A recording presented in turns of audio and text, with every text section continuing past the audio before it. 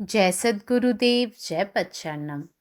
मेरे सद्गुरु की वाणी परम संत महात्मा यशपाल जी महाराज का प्रवृत्ति में निवृत्ति गृहस्थ धर्म का गीता सुधा भाष्य अध्याय 6 श्लोक 28। युञ्जनेवं सदा आत्मानं योगी विगत कल्मषः सुखेन ब्रह्म संस्पर्श मतियंतम सुखम शनुते। इस सुगम योगावस्था के द्वारा बहुत से साधकों ने संकल्प की संपत्ति छोड़कर मोक्ष के दर्शन किए हैं।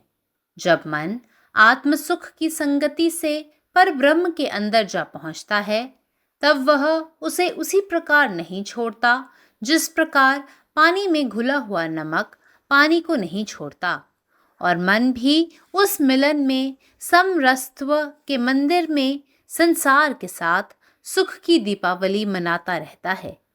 इस प्रकार साधक को अपने ही मूल स्वरूप की ओर चलते रहना चाहिए। पाप रहित योगी इस प्रकार निरंतर आत्मा को परमात्मा में लगाता हुआ सुखपूर्वक पर ब्रह्म परमात्मा की प्राप्ति रूप अनंत आनंद का अनुभव करता है। जिसे आत्म साक्षात्कार प्राप्त है, उसको तो यह अनंत असीम अचिंत्य आनंद प्राप्त है, जिसकी किसी के साथ तुलना ही नहीं हो सकती।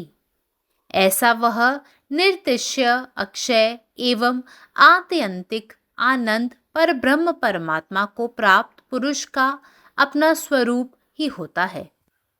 The yogin, always engaging the mind thus unto the feet of the Lord, freed from sins, easily enjoys the infinite bliss of contact with Brahman the Eternal. By yogic practices such as the withdrawal of the senses, concentration and meditation, sadhak loses attachment with the objects of the senses and comes into contact with the immortal self Atman within, and thus enjoys the infinite bliss of Brahman. When the flow of thoughts ceases, the mind also ends.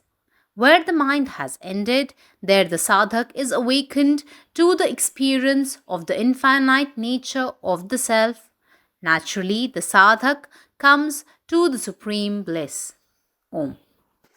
जय गुरुदेव, जय पतिशरणम. योगाच्या या सहज अवस्थेतून अनेक साधकांनी इच्छाशक्तीचे धन मागे सोडून मोक्ष पाहिला आहे. जेव्हा मन आंतरिक आनंदाच्या सहवासातून परमात्म्यापर्यंत पोहोचते, तेव्हा ते त्याला तसेच सोडत नाही. जसे पाण्यात विरघळलेले मीठ पाणी सोडत नाही, आणि त्या एकात्मतेमध्ये मन समान साराच्या मंदिरात जगासोबत आनंदाची दिवाळी साजरी करतच राहते. अशा प्रकारे साधकाने स्वतःच्या मूळ स्वरूपाकडे वाटचाल करत राहिले पाहिजे. अशा प्रकारे एक पापरहित योगी सतत आपल्या आत्म्याला ईश्वरात गुंतवून परब्रह्म प्राप्तीच्या आनंदाने अनुभवतो. ज्याला आत्मसाक्षात्कार झाला आहे, त्याला हा अनंत अमर्याद अकल्पनीय आनंद मिळतो, ज्याची तुलना कशाशीच होऊ शकत नाही. तो अनंत अक्षय आणि परम आनंद म्हणजे परम ईश्वराची प्राप्ती झालेल्या माणसाचे സ്വതച്ചേച്ച് സ്വരൂപ है. സദ്ഗുരുവിൻ്റെ സന്ദേശം.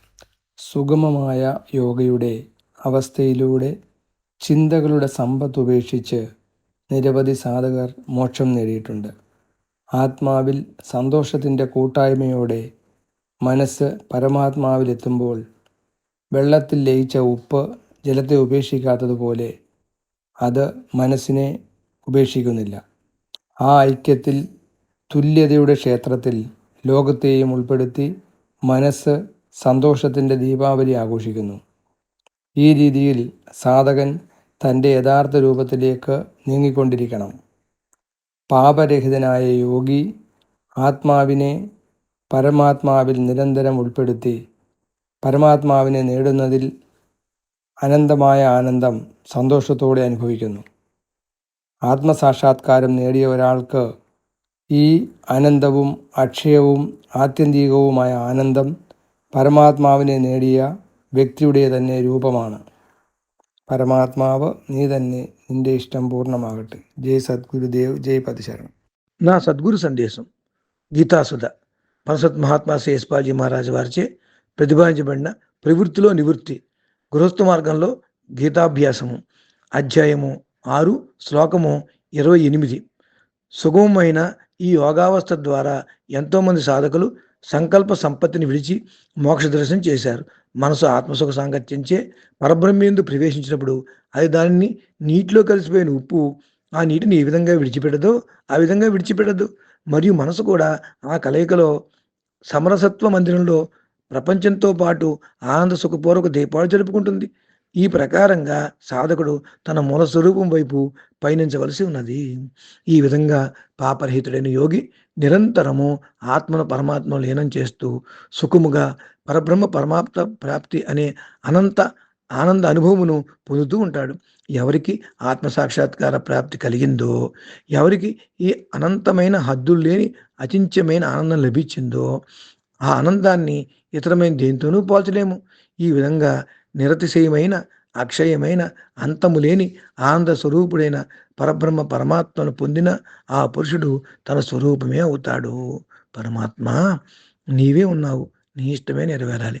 జై సద్గురుదేవ్, జై प्रसन्नम। अहि सहज योगावस्थाक माध्यम सँ साधक सब संकल्पक समस्त संपत्ति के त्याग क मोक्ष के साक्षात्कार केने छथि। जखन मोन आत्मिक सुखक संगति सँ परब्रह्म में लीन भऽ जाइत अछि तखन ओ भगवान के तहिना नहीं छोड़ैत अछि जेना जल में घोरल नून जल के नहीं छोड़ैत अछि। मोन ओहि मेलान में समरसताक मंदिर में प्रवेश क संसार सँ फराक रहितो सुखक पाबनि मनबैत रहैत अछि।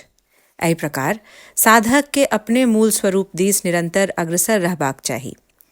पापक स्पर्श सँ रहित योगी जखन निरंतर अपन आत्मा के परमात्मा में समर्पित करैत छथि तखन ओ सुख सँ परब्रह्म परमात्माक प्राप्तिक अनंत आनंदक अनुभव करैत छथि। जे आत्म साक्षात्कारक पात्र भऽ चुकल अछि से एहि में लीन रहैछ। ओहि अनंत असीम अचिंत्य आनंद में जकर परतर ककरो संगे नहीं कयल जा सकैत अछि। ई रूप आनंद जे निर्तिशय अक्षय आ पूर्ण रूपेण आत्मसात होइत अछि, सही अर्थ में से परब्रह्म परमात्मा के प्राप्त करे वाला पुरुष के निज स्वरूपे बनि जाइत अछि। अखिल भारतीय संतमत सत्संग पंजीकृत दिल्ली, मुख्यालय B20 CC colony, Rana Pratap Bagh के सामने, दिल्ली। सत्संग आश्रम संत यशरूप तपोभूमि परिसर, अनंगपुर, जिला फरीदाबाद, हरियाणा।